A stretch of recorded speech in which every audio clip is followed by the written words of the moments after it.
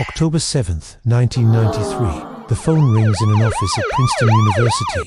A voice from the Swedish Academy in Stockholm is on the line, informing the woman on the other end that she has just been awarded the Nobel Prize for Literature, the highest honor in the literary world.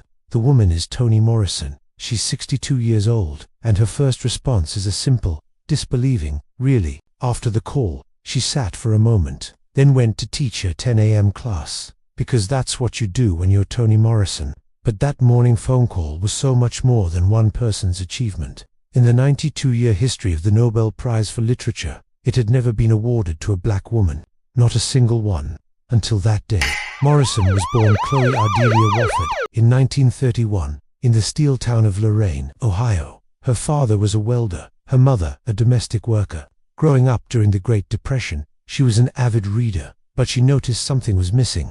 The books she loved rarely, if ever, featured people who looked like her. That absence would ignite her life's work. After earning degrees from Howard and Cornell, she found herself working as an editor at Random House, raising 2 sons as a single mother. She'd edit books by day, and after her children were asleep, she'd sit down to write her own.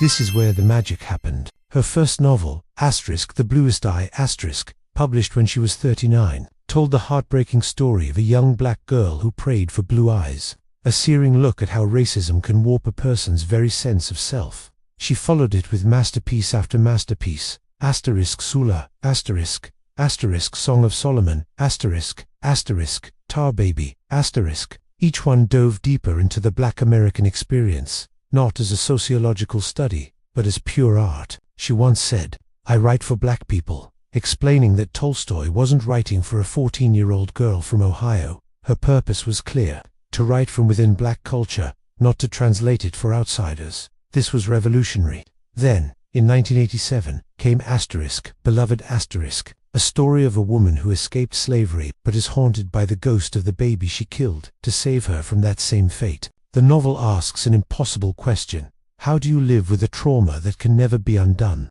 Based on the true story of Margaret Garner, Beloved Asterisk was a literary phenomenon. It blended history with the supernatural, horror with breathtaking beauty. It won the Pulitzer Prize and cemented Morrison's place as one of America's greatest writers. So, when that call from Sweden came in 1993, it was a recognition of her entire body of work. Novels praised for their visionary force and poetic import. She was only the 8th woman to win the prize, and the very first black woman.